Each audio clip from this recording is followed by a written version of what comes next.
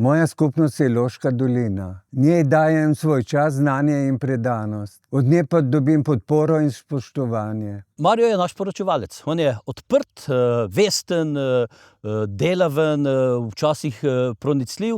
Ažuren, odziven, odgovoren, prijazen in zanesljiv. Praktično tak, kot nek naš poročevalec mora tudi biti. Po osnovni šoli sem, kot večina drugih mojih vrstnikov, se takoj zaposlil v lokalnem podjetju v naši bližini Kovinoplastiki Lož. Za 50.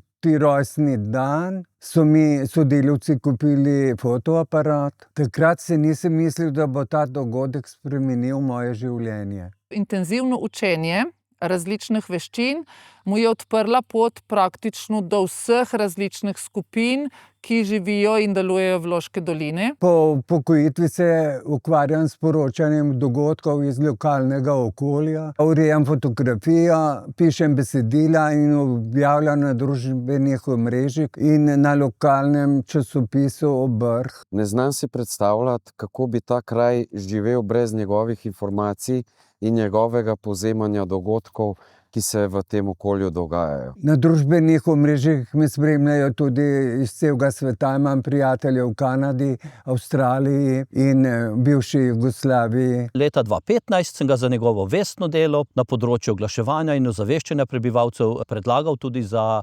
bronasto priznanje občinski grb, ki ga je seveda tudi dobil. Tisto, kar mene pri Marjotu najbolj fascinira, je, da je popoln samouk. Še več je pa vse dela na prostovoljni bazi. V prostem času dela nekaj, kar je nepredstavljivo za nekoga, ki mogoče spi na kavču ali brska po računalniku. On si vzame čas za druge.